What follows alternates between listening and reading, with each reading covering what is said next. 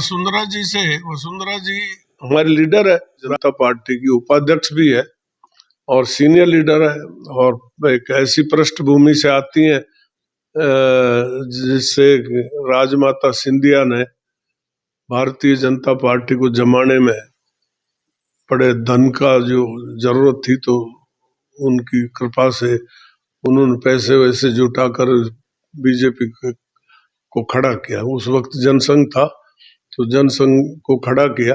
संस्थापकों में से वो वन ऑफ द इम्पोर्टेंट थी, उनकी बेटी है। दूसरा, मैं भारतीय जनता पार्टी की विचारधारा का कभी नहीं रहा मैं। परिस्थितियों बस मुझे भैरू सिंह शेखावत साहब की सरकार में कोलिशन गवर्नमेंट में शामिल होना पड़ा, और उसके पीछे भी एक ही कारण था कि भैरू सिंह जी को लोग सेकुलर मानते थे।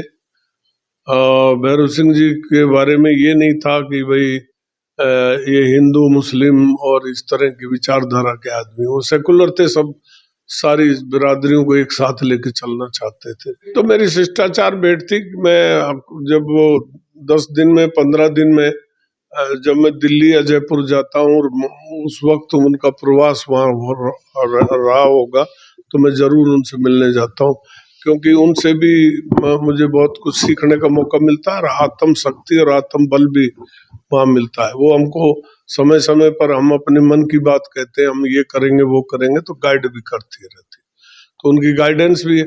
चुनाव के विषय में तो उन्होंने कहा कि हमने पूछा था उनसे कि साहब ये चुनाव, बोले चुप नहीं बैठना चाहिए, जब तुम राजनीति में हो तो चुनाव लड़ो, अपने साथी कार्यकर्ताओं को चुनाव लड़ाओ, इसमें पीछे बैठना ही नहीं चाहिए। नई पौध को तैयार करो, अच्छे लोगों को आगे लाओ। तो मैंने भी सोच रखा है कि चुनाव में तो हिस्सा लेंगे, लेकिन होंगे क्या चुनाव, ये एक प्रश्न बड़ा है।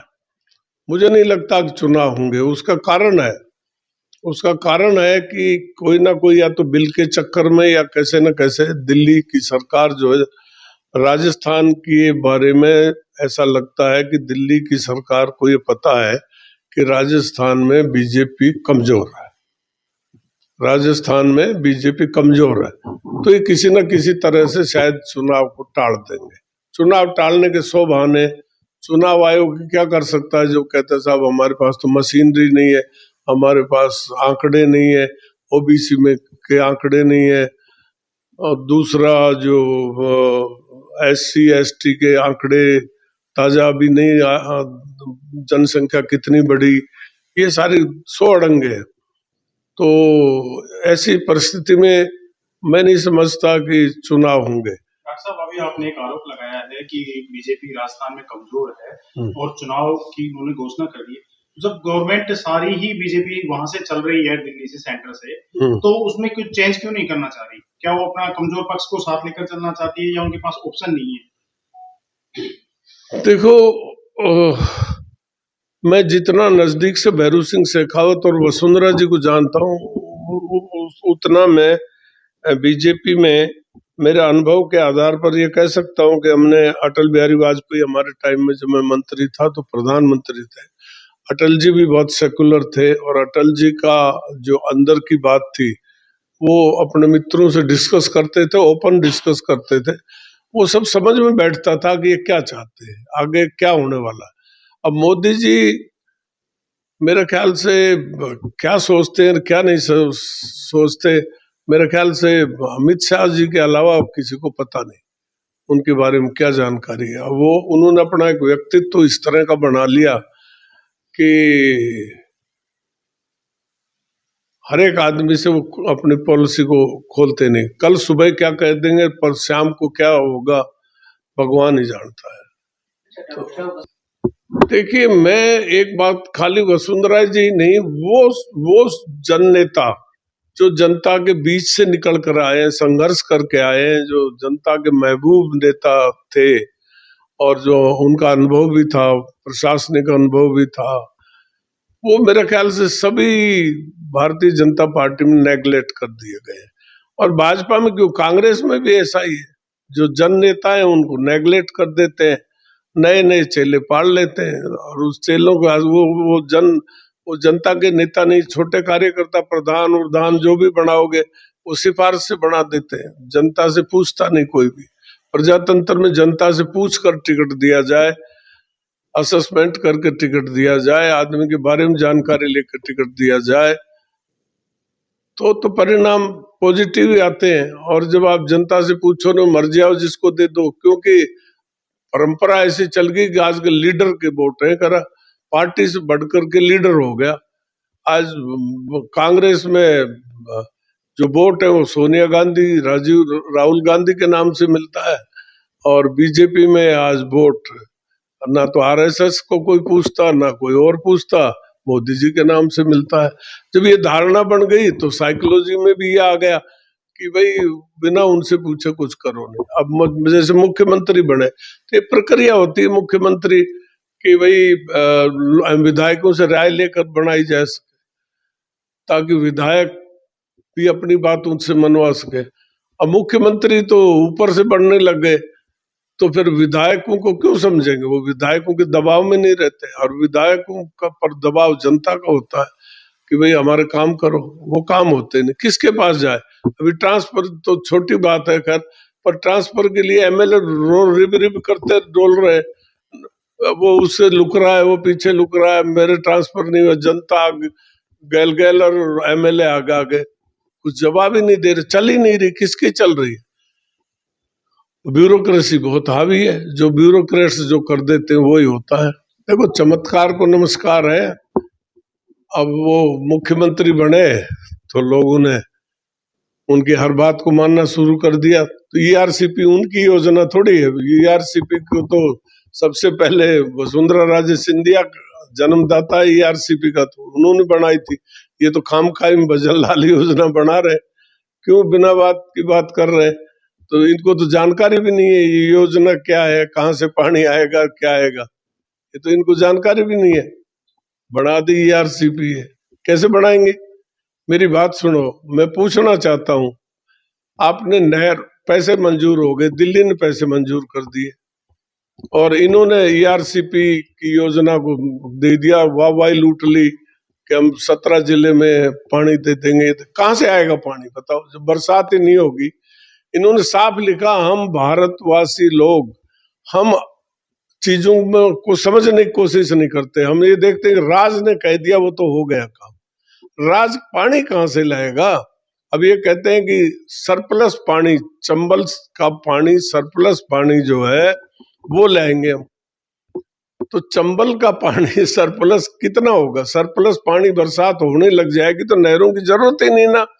हम जब पढ़ते थे 15-15 दिन तक स्कूल नहीं जाते थे, पानी भर जाता था रस्तों में बरसात का। अब बरसात तो नहीं हो रही, मेन सोर्स तो ये है। अब ये नहर खोद देंगे जिसमें, अब नहर अभी तो नहीं चालू करेंगे ये, अभी तो कह दिया चुनाव से पहले, चुनाव के दिनों में यहाँ पर इंजीनियर्स दौड़ धूप करते नजर आएंगे, नहर खोदते हुए नजर आएंगे। नहर तो खुद जाएगी, चुनाव जीतने के बाद पानी कहाँ से लाओगे उसमें? अब पहले तो कह रहे जल्दी ला रहे, 28 तक तो कह दिया कि 28 तक हम इंफ्रास्ट्रक्चर तैयार कर लेंगे, करेंगे। अब ये शुरू कर देंगे, अब 5-6 महीने बाद 2 फावड़ी इधर लगाई, 4 फावड़ी इधर लगाई, जेसीपी लगाई, मसाला लाकर डाल दिया, सीमेंट लाकर डाल दी, हो रहा है काम, हो रहा है, चुनाव करा लेंगे। पानी कहाँ से लाओगे ये हमको बताओ, इनसे ये पूछो, आप अखबार वाले हो, कि पानी कहाँ से लाओ, तो ये कहेंगे सरप्लस पानी। अरे सरप्लस पानी होगा तो नहर की जरूरत क्या है हमको? सरप्लस पानी, अब सरप्लस पानी कहाँ से आएगा? घड़ियाल क्षेत्र है, इनसे कोई क्वेश्चन टेक्निकल पूछो। घड़ियाल क्षेत्र प्रतिबंधित क्षेत्र है, इसमें मगरमच्छ है अपना चंबल में, उनको पर्याप्त पानी चाहिए ही चाहिए।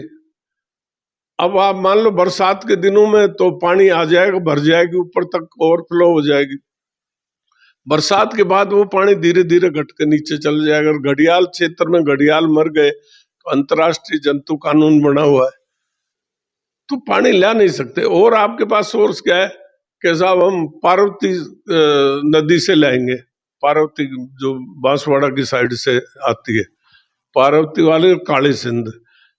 तो ये सारी नदियां कहां से सपोर्ट करती हैं? बकाया मध्य प्रदेश से क्रॉस होंगी, मध्य प्रदेश से क्रॉस होंगी। तो मध्य प्रदेश सरकार ने 7 या 8 बांध अवैध रूप से बना दिए।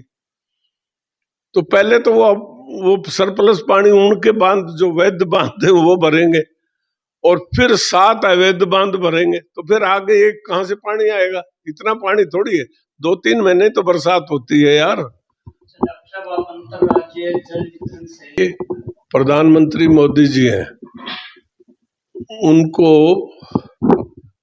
बोट को कैसे कैप्चर किया जाए, बोट कैसे लिए जा सकते हैं, उनको जो टेक्निक याद है वो किसी को है नहीं। तो अब ये नहर का समझौता हुए कितने वर्ष हो गए? ये मेरे ख्याल से नहीं, रजवाड़ों के टाइम पर से यमुना का पानी का समझौता शेखावाटी से 100-150 साल पुराना है। वो आज तक इम्प्लीमेंट क्यों नहीं हुआ? जब आता है, जब चुनाव आते हैं, हमारे शीशराम जी 15 साल तक नहर लाते 15 वर्ष में 3 बार निर्दलीय चुनाव जीत गए। वहां सूखा पड़ रहा है और पानी तो है नहीं, तो दफ्तर खोल देते हैं वो। आज दफ्तर आपका सिंगाणा से आगे दफ्तर खोल दिया उन्होंने नहर का, एक खेतड़ी में दफ्तर खोल दिया, एक चिड़ावा में दफ्तर खोल दिया, झुंझुनू में दफ्तर खोल दिया। वो 3 साल से अब वो कर्मचारी चले जाते, चुनाव के 6 महीने पहले वो दफ्तर फिर खुलना शुरू कर देता है। आ गया 15 वर्ष रह लिए नहर लाते नहर मंत्री रह लिए, वो पानी आज तक नहीं पहुंचा रहा। आज मैंने राजेंद्र जी से पूछा, मैंने कहा आपका वो प्रेस वक्तव्य मैंने पढ़ा है, आपने उनको चैलेंज किया है अशोक गहलोत को। आज ही आप मेंशन कर सकते हो, लिख सकते हो। आज ही मैंने पूछा पानी कहां से लाओगे? बोले हम लाएंगे, पानी लाएंगे, बस कैसे नहीं लाएंगे, हम तेजवाड़ा हेड से ला रहे हैं पानी। तो मैं को पानी आ लिया। बोले यार पानी कैसे नहीं आएगा, जो सरकार कह रही है, ऐसे ही मैं कह रहा हूं। तो मैं कह लिया ना भाई, पानी कहां से आएगा तेजवाड़ा हेड से? जो कह रहे थे अशोक गहलोत साहब, आप कह रहे थे कि कहां से पानी लाओ तो मेरे को बुला लेना, आ जाओ आप। इस राजेंद्र जी ने कहा है आइए, कल से पानी आ रहा है। तो ये सब मजाक है, कैसे पानी आ जाएगा, कहां से आएगा? हरियाणा के किसान लठ दे दे के मार देंगे पानी के इरिगेशन वालों को, निकलने नहीं देते कि हमारा पानी क्यों जा रहा है, या कुआं किसान दूसरे कुएं से पानी नहीं लेने देते, हमारा पानी कम हो जाएगा।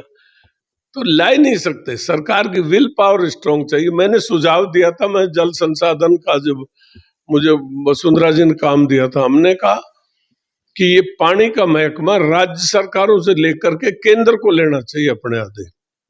राज्य सरकार तो अपने वोट को क्यों नाराज करेगी, कैसे करेगी बताओ? केंद्र का होना चाहिए पानी, और वहां से फैसला करे। अब मोदी जी के दबाव में चीफ मिनिस्टर तो दस्तखत कर देते हैं, रात में चीफ मिनिस्टरों को नींद नहीं आती, किसान मारेंगे, तड़के मारो पानी तुमने कैसे दे दिया।